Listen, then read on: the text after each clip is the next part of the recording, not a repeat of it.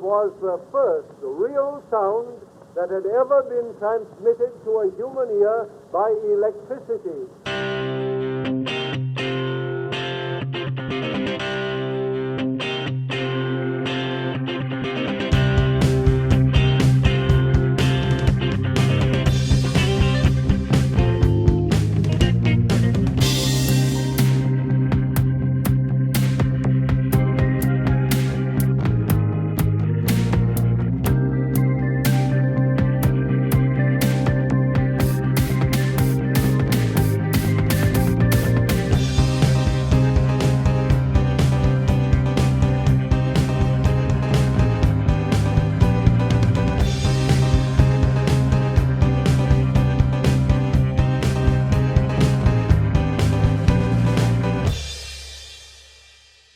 Hi everyone, and welcome to episode 11 of the Music Dissectors, recorded February 28th, 2018.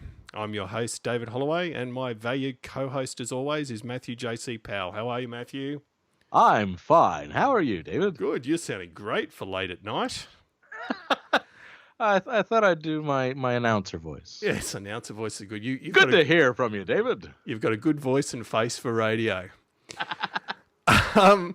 Yeah, so it's nice to be back, and I feel like I'm constantly apologising for delays, although it's not a massive delay, but we are a week or two over our month schedule, and that's just life getting in the way. Although I've actually got one excuse. I've actually seen a few shows, not least of which was I saw Roger Waters a few weeks back.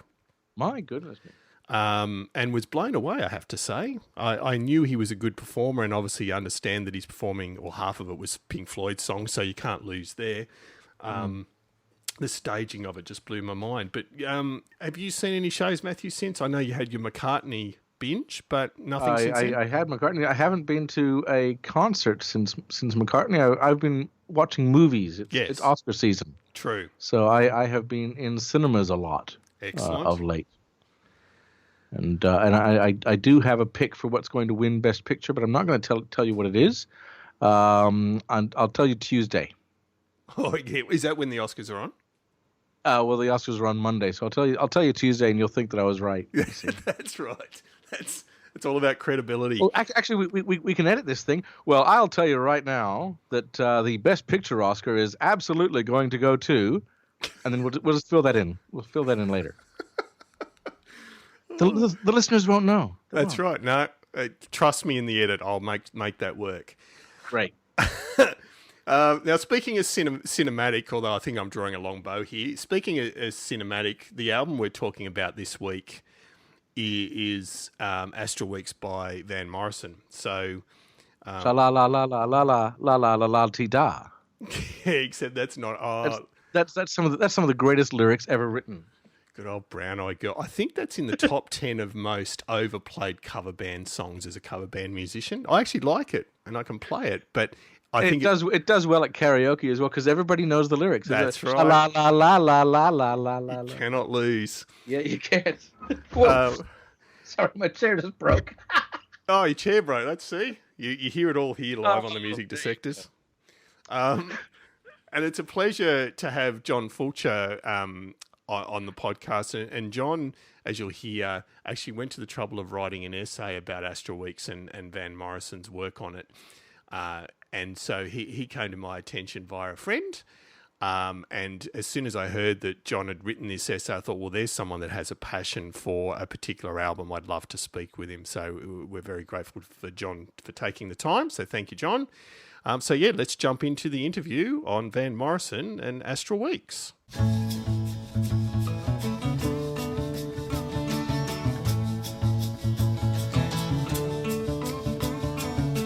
If I ventured in the slipstream between the viaducts of your dream, where mobile steel rims crack and the ditch and the back road stop. Hi, John, and thanks heaps for joining us tonight. Pleasure. So you're a bit of a special customer, John, because I think I can safely say, and we've had some wonderful guests over the last, this is the 11th episode, the last 10 episodes, We've had some great guests, but I know for a fact you're the first one that's had such a passion for the album that they're discussing that they've actually gone to the trouble of writing an essay about it. And so, thank you for doing that. And I'm probably keen to start off with just what made you decide to do the essay? So we'll obviously talk lots about Astral Weeks, but what was the thing that tipped you over the edge to go, I love this album so much that I decided to write a substantial piece of information about it? Probably what you just said. I love the album so much, I thought I'd put it all down in one place. There we go. Podcast sorted. What do you say, Matthew? That was fast. Yeah. See, thanks for coming around. I've read a lot of books about Van Morrison, and I've got a lot of source material. And I just thought, I've basically been listening to this album for nearly 50 years since it first came out. And to me, it just sounds as fresh as the day it was recorded. And so for me, it's very much alive. And I just wanted to put everything down that I'd come across. Excellent. And you raised a really good point there that I hadn't actually thought of, that it's a 50th anniversary of the release this year. I actually haven't noticed which month it was released, but I assume we haven't hit the 50th yet. But no, not yet. That's incredible. So, and do you remember where and when you first heard it, John? I was thinking about that the other day. It was probably in the early 70s when I was living in Brisbane. I'd been a fan of Van Morrison for quite some time, since my teenage years. Just about everybody I knew had a vinyl single of Baby Please Don't Go and Gloria. Very popular in its day. And then a little bit later, I think it was 67, Brown Eyed Girl was a hit in the pop charts. But I hadn't listened to a whole lot of Van Morrison subsequently. And a friend of mine in Brisbane, Wayne, he reintroduced me to Van Morrison's albums in the early 70s. I think the first one I listened to was his band in the Street Choir, and then maybe Moondance. And then I went back and discovered Astral Weeks from there. So it would have been, 73, something like that. So it was a process of discovery, and it was a slow burner. It didn't sort of grab me straight away. I was more taken immediately by albums like Moondance, because that's so accessible and such great tunes on that. But then I went back and tracked down this Astral Weeks subsequently, and it took a little while to get there, but then I thought, what the hell is this? This is not like anything else I've ever heard. This is like stepping into another dimension almost. It's like transformational. As he says in the title track, to be born again in another world, in another place. And so that's how it struck me after listening to it for a couple of months, maybe a year or so. And it's never left. It's always been the same subsequently. And for me, it's just the best music that's ever been recorded. It's actually, surprisingly, you're not the only person who feels that. That's right. There's actually a number of people who, I mean, it pretty consistently rates in magazines and radio programs sort of top 10 albums of all time. But there's a few lists that it comes in at number one as sort of just the best album ever. It's just amazing, but it didn't sell much at the time. It took it still 30 years or more. 30 years or more to go gold. Yeah. I don't think it ever made the Billboard charts. Not a huge album. No. I believe it didn't make the charts in its day. I believe that Reissue a few years ago scraped the bottom of the Billboard 200. Okay. But I think that's its highest chart position, sort of. Yeah. So somewhere down the bottom of the Billboard 200 as a reissue. But in terms of critical response, it's just been overwhelming. Yeah. But again, as you say, a slow burn. I mean, it really kind of took off in terms of popularity after.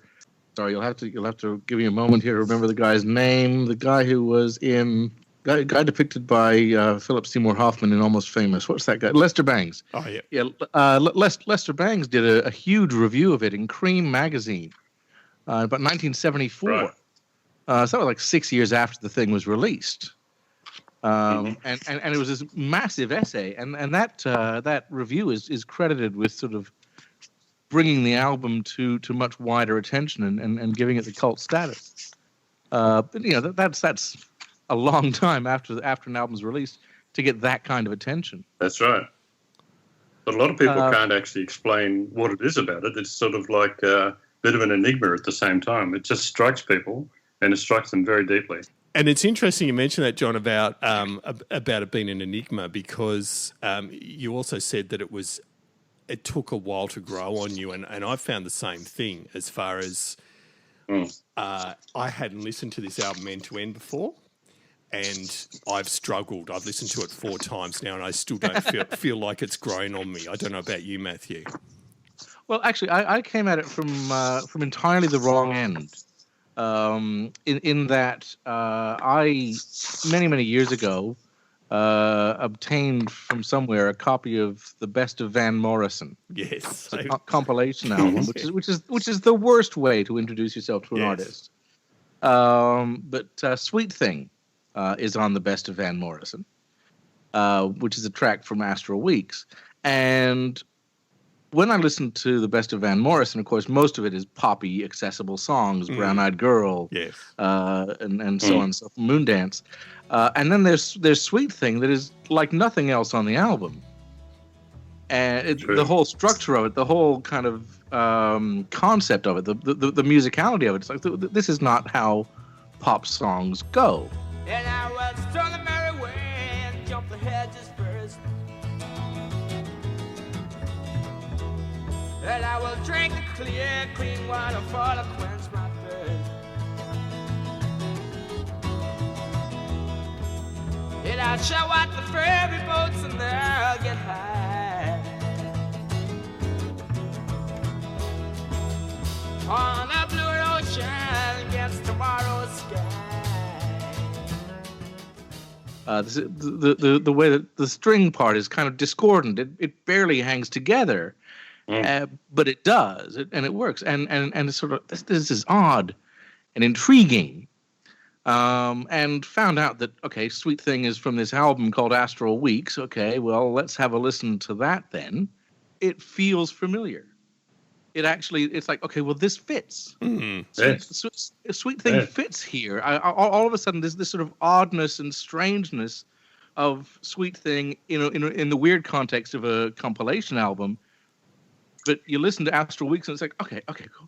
This is where it's right. This is where it belongs. This is where it belongs. And so when I first heard Astral Weeks, it was from having had that weird experience of encountering Sweet Thing out of context. So Astral Weeks actually felt right and familiar. But that's an interesting intro to it, because it's probably the most accessible song on Astral Weeks. Once you listen to the rest of the album, there's so much more there. So it's a really nice introduction when you think about it. And Matthew, yeah. I'm guessing you're one of, and I'm in exactly the same boat in that my real introduction to Van Morrison was via the greatest hits and playing in cover bands where I've endlessly played Brown Eyed Girl in particular and Moondance. So yeah, and sadly though it's been that long since I listened to the greatest hits, I hadn't even picked up on the fact that there was a song from Astral Weeks on it, which I should have realised. But let's go back to the recording then, John, and as someone that's written an essay, and I know you'll know a fair bit about this. So my understanding is that Van Morrison had some interesting legal issues in the lead up to this. And so he went into the studio, and what's your understanding of how the sessions were done and how it went? Okay, so it was recorded in 2 separate sessions, 48 hours total, and a lot of the tracks were just first takes, and they were essentially jam sessions because none of the session musicians knew Van Morrison beforehand. They all came from a jazz background, so they were used to jamming together. And Morrison essentially walked into the studio, didn't say anything, and hid away in a booth by himself. And when a couple of them asked what to play, he just said, whatever you like. And so they followed him with the strumming on his guitar, and that was it. It was essentially a jam session, and a lot of the songs were first takes.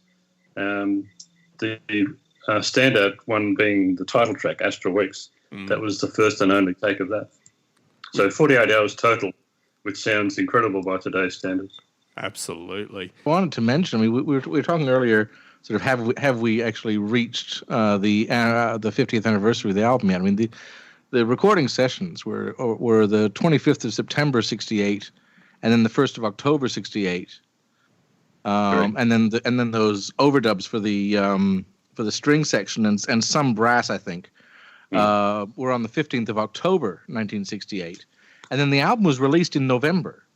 So from the end of September, 3 sessions, including overdubs, and we got an album out in November, and it's this. I mean, that doesn't happen.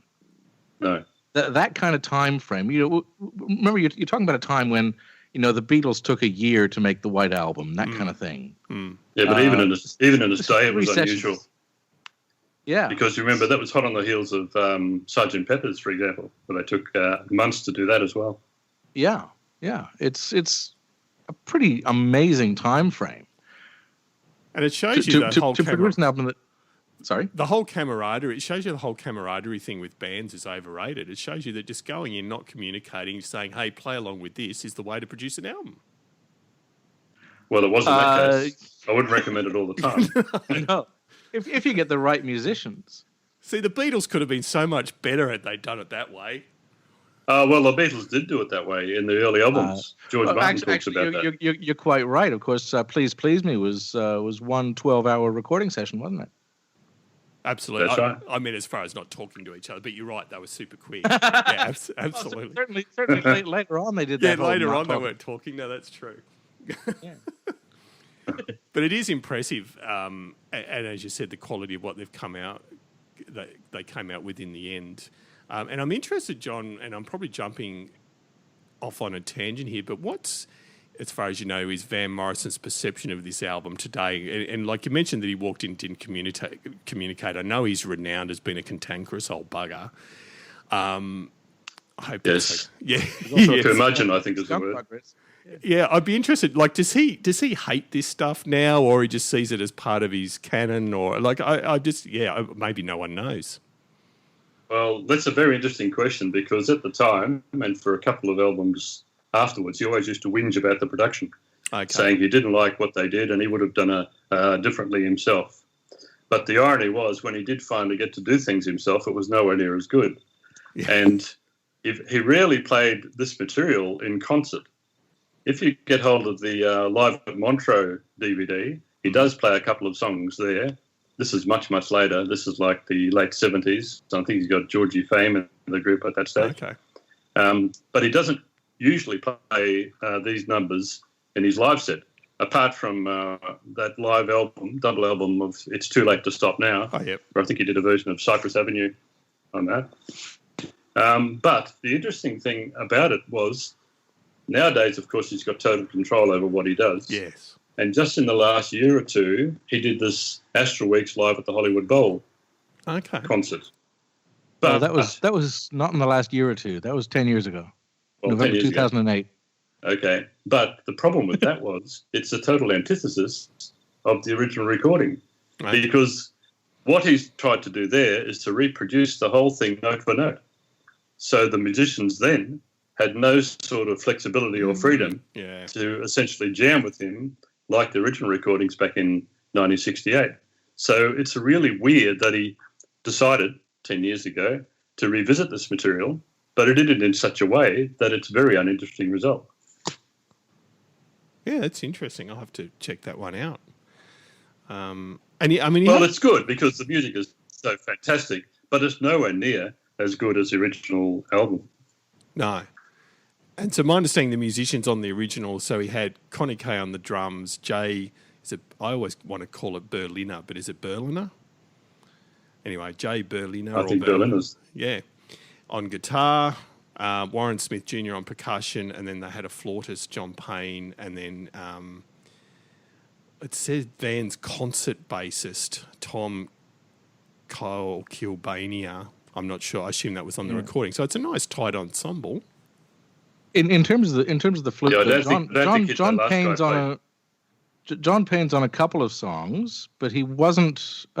John Payne came in for the title song, which was Astral Weeks, which was the fourth one recorded in that first session. For the first three songs, they had a different flautist. The bassist had brought in, and the name of that flautist is lost to history. Oh, there you go. We don't know who it is. It's probably the guy from Jethro Tull. Right.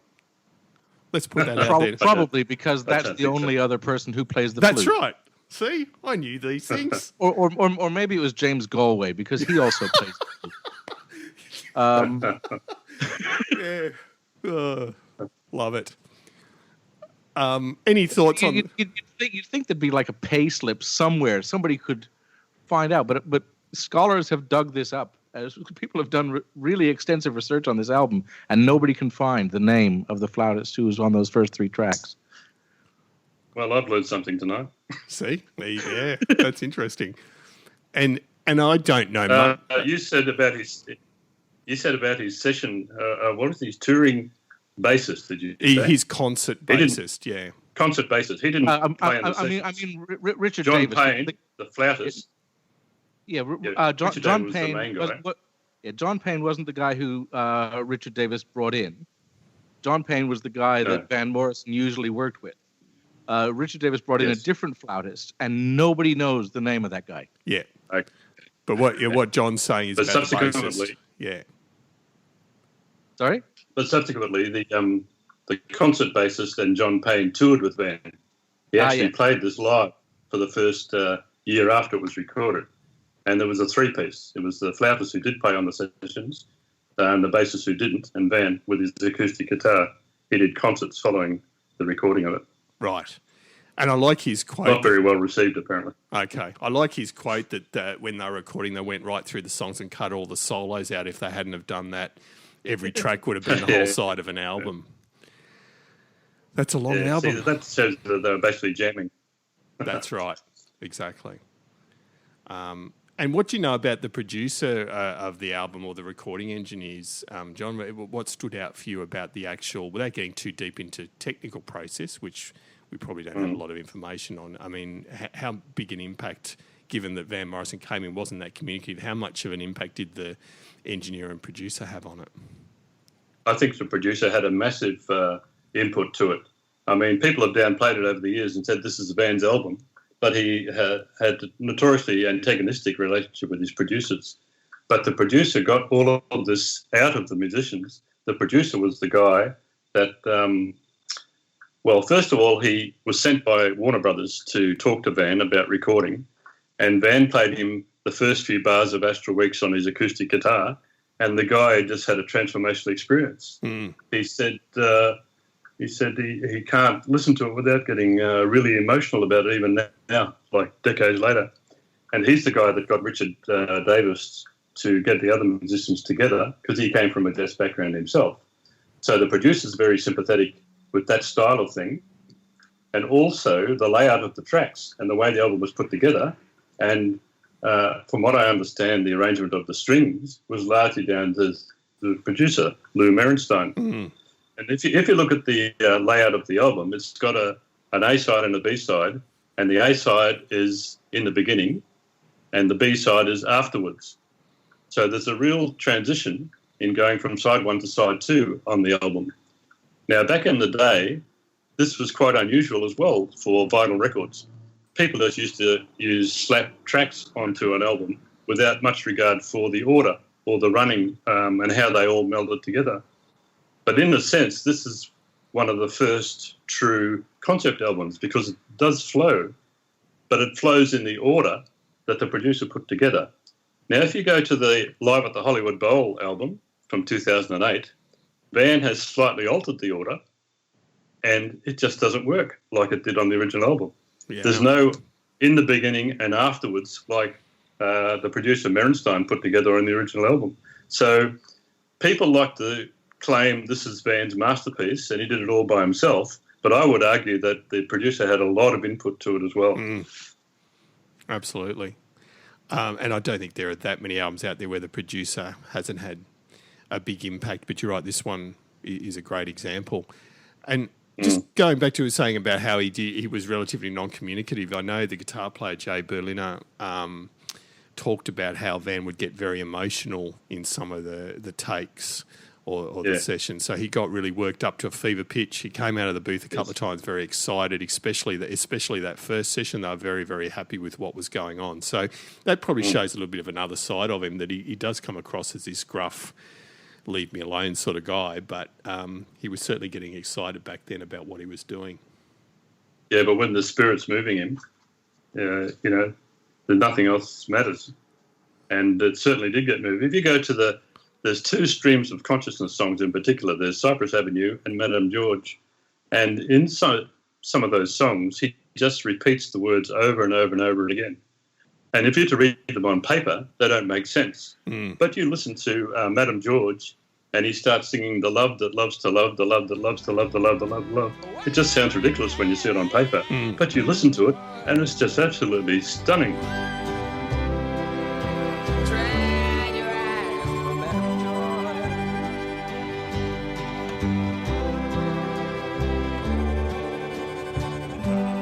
Say goodbye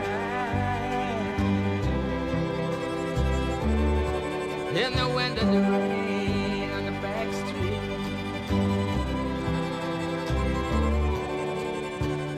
In the back street. Say goodbye to Madame Joy.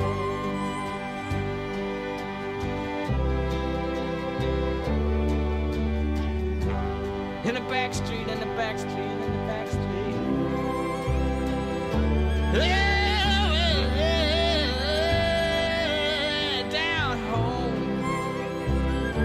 Down home in the back street.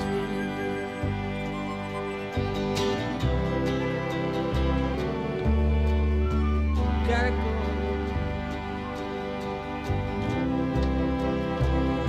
Say goodbye, goodbye, goodbye.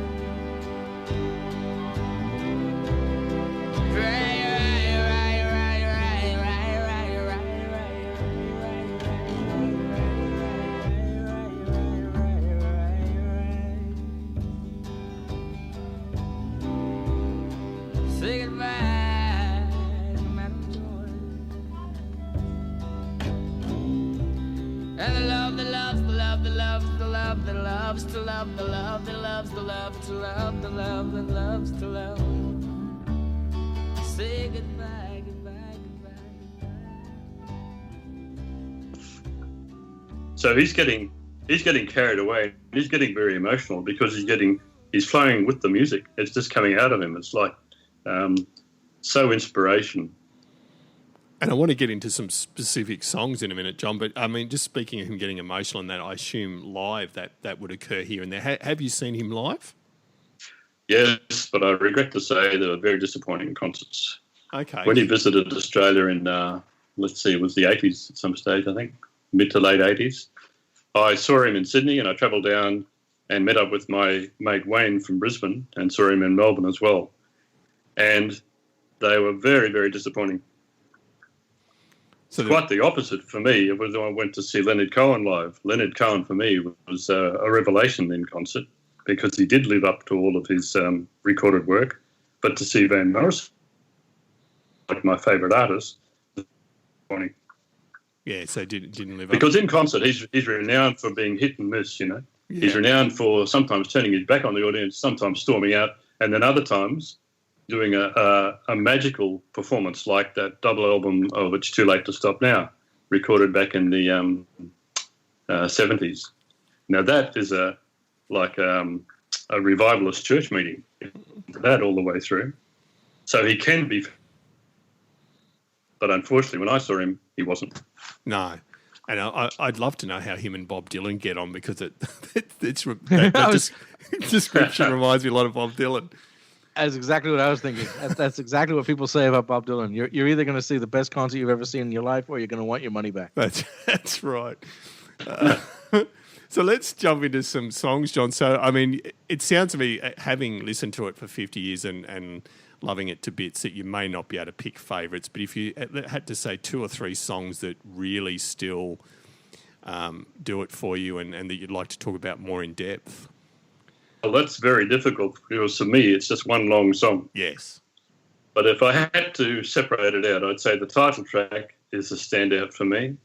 And like I said in the essay, this is just an incredible work of art because it sums up for me the human experience.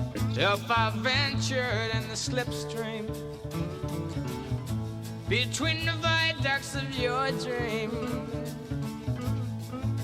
where mobile steel rims crack and the ditch and the back road stop, could you find me? Or would you kiss my eyes, laying you down? Silence easy to be born again, to be born again. From rebirth, childhood, loving, you go through the whole cycle, and it just encapsulates the whole thing. Let me see if I can stop rustling the paper enough. Oh, that's okay. Well, we know you're rustling. That's good. You rustle away. Okay. Like I said in the essay, I want it played at my funeral because it sums up the human experience in the best way that I've ever come across. So the lyrics go, to be born again in another world, darling, in another world, in another time, got a home on high, ain't nothing but a stranger in this world. I got a home on high in another land, so far away, way up in heaven, in another time, in another place, and another face. So that's literally being born into this world, going through the highs and lows of this world, and dying and being reborn in another time and another place. To me, that's just, how can you say it better than that? Yes. That's quite apart from the music. That's right. That's just the lyrics. That's just the lyrics. And I know it's hard after, and I think most people, I mean, it's probably the most, I hate citing Spotify, but even just looking at Spotify, it's by far and away that song is the most played off the album. After that, what else? I mean, you mentioned you like the free-ranging one, so Madame George and Cypress Avenue. Yeah, I love the way that he does the stream of consciousness thing in Madame George with the when he gets into that love that loves the love, the love. But the other one that comes to mind, and this is on from the first track, Astral Weeks, is Beside You. He describes this himself. He says, this is just like singing a song to a child. Little Jim is gone, away out on the back street, out of the window to the falling rain. Right on time, right on time. That's why I broke an arrow with his finger down the road so dark and narrow in the evening, just before the Sunday's six bells chime, six bells chime. You know the doctor barking. Or someone that you feel spiritually close to. And for me, it's got some of the best lines of poetry I've ever read, either in song or on the page.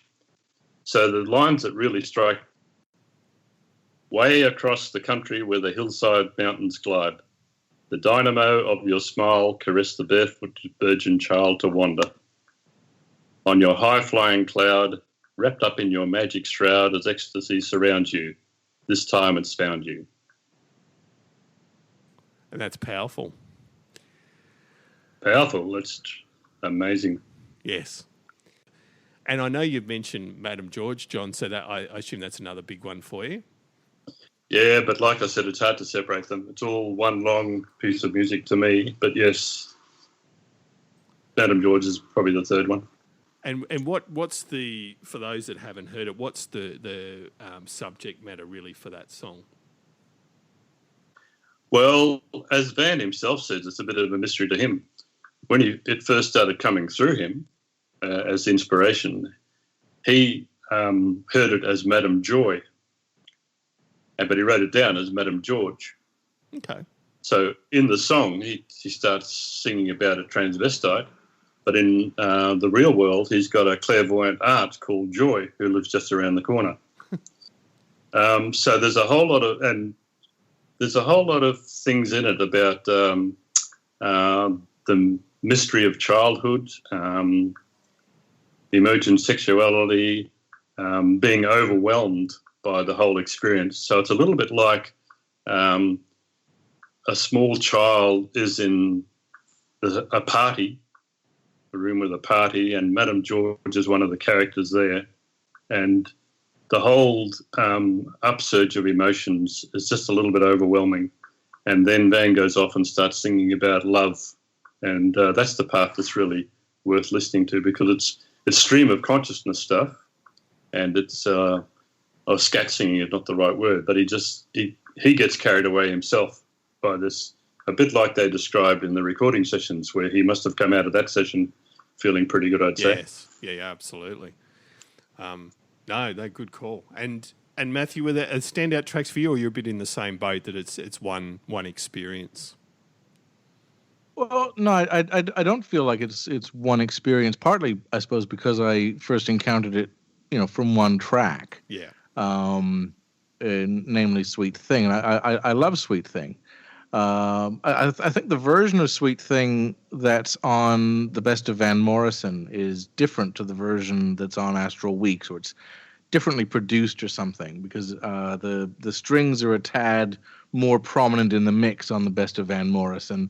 They're a bit, more lower down, a bit more subtle. I love the way that Sweet Thing kind of almost feels like it's going to fall apart. There's several bits in it where you feel like, okay, the session's about to collapse. They're about to say, okay, we'll have to cut that one, but they don't. They keep going, and it somehow manages to hang together. I love that almost chaotic sense to it, which I absolutely, and the way that the strings are kind of discordant a little bit as well. Not very, but just a little bit off. I absolutely love that, but I think outside of Sweet Thing, which is my entree to the album, I really like Slim Slow Rider, the last track on the album. Slider. Yeah, Slider. Yeah, sorry, Slim Slow Slider. Which sounds like something you get at a grilled restaurant or something. But yes, and it kind of does, yes. But no, again. I'm wondering whether they remixed it for the Best of Van Morrison album, because they say it's remastered. Maybe they changed the mix slightly. I wonder if they did, because it feels a tad more polished, a tad more compressed or something, I suppose. On the Best of album. On the Best of than it does on Astral Week. But yes, Slim Slow Slider is the only track on Astral Weeks that doesn't have the string overdubs. It's much more. What you're hearing on the album is what they recorded at the time. There's no sort of revisiting of it.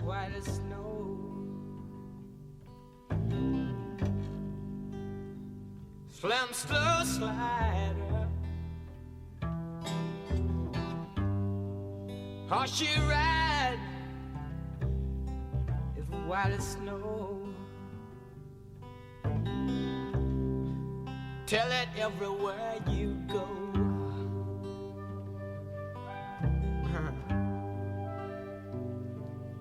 Saw you walking.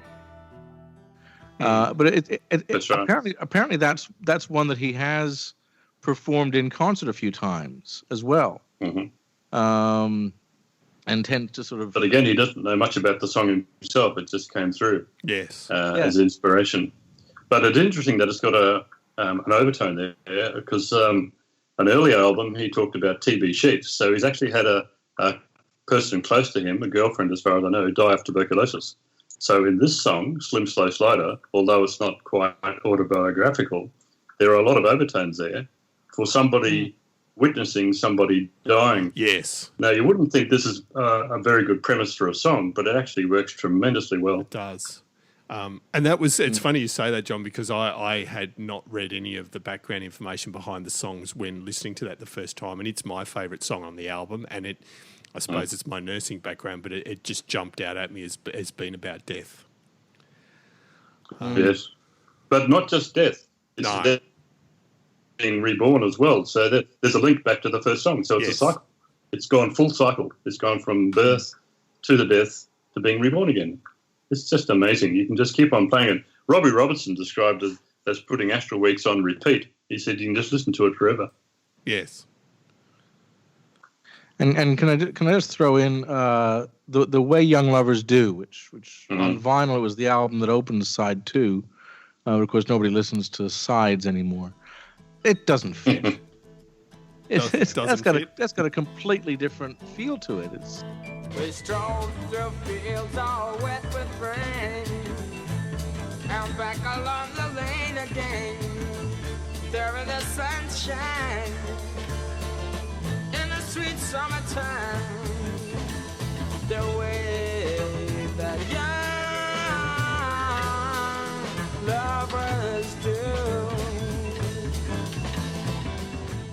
I kissed you on the left one. It's got a completely different feel, but there's a point to that song in the arrangement, because in the first side, in the beginning, that's like adolescence and beforehand. But The Way Young Lovers Do is afterwards. So he's no longer a virgin in more than one sense of the word. Like, he's been transformed by that experience. So even though the music might not be the best track on the album, the flow works brilliantly again, because just before it, he's in Cypress Avenue, stuck in a car, not being able to get out, and singing to his 14-year-old girlfriend. Afterwards, the first track on the second side, The One Young Lovers Do, that relationship's been consummated and he moves on for the rest of his life. So that's a really important link, even though the music is not the greatest. In fact, he does it a bit like, I don't know, Frank Sinatra or somebody with a big band would do. The music it was recorded on it was one of the first ones that was recorded in the second session, and a lot of the musicians are different from what we had the first session. So I think there's a whole bunch of reasons why it doesn't feel as organically part of what was recorded in that first session. But yeah, as you say, it is a little bit bit Sinatra-y, a bit too. I know. Yes, there's something odd. It really doesn't fit for me. So it doesn't fit musically, but it's the important part of the story. For me, that's the weak point on the album. Mm-hmm. I'd probably agree with that. I just want to see a Van Morrison Sinatra Not That'll Ever Happen duet. Now that would have been interesting, to say the least. On one album, he talks about singing a song. I think it's on Hard Knows the Highway, where he talks about Sinatra coming into the studio and doing things in the first take and taking a vacation. So, sort of the ultimate in cynicism, I guess. Absolutely. No, look, that's brilliant, John. I think you've covered your passion for what is, as Matthew mentioned, an iconic album that comes up regularly at the top, towards the top of best of all time. Anything else you wanted to add about the album generally before we wrap it up? Yes, there's one quote in my essay that I just wanted to read out because to me it just sums it up, because it's affected so many people so deeply, and it's a bit Sphinx-like in that it's still a mystery. It's inexplicable, but nevertheless, it affects people so deeply. So this is Marcus, some guy Marcus, Griel Marcus. I think he used to be a reviewer for Rolling Stone at one stage. Anyway, back in 2010, he says, a few years ago in a class I was teaching, 4 students out of 16, none of them older than 21, named it as the album they most loved. How did it reach these people? How did it enter their lives? Music that was made well before they were born and yet spoke a common language. The record spoke to these people then. As far as they cared, it was made for them. They understood its language as soon as they heard it. Now, to me, that just encapsulates the appeal of the album. Absolutely. How can anybody How can anybody who wasn't born at the time respond to it like that? No, I agree. It's certainly got it resonates, and it is one of those albums that, if you've got any deep interest in music, it needs to be listened to. Says the guy who only listened to it fully from end to end in the last week. But to be totally transparent, but I mean, I've always liked Van Morrison, and I mean, even right up to his stuff. Well, his more recent stuff I've listened to recently, and even the John Lee Hooker version of Gloria is still one of my favourite rock songs of all time. Yeah. So yeah, no, he's definitely, and I'd like to get in a room and just see how cantankerous he actually is. I'd be a bit hit and miss. Oh yes, got to pick him on a good day. That's right. But no, John, thank you for that. It's been a great chat. Oh, thank you. Thanks for the opportunity. Straight to my arms, oh little angel child. You know you're only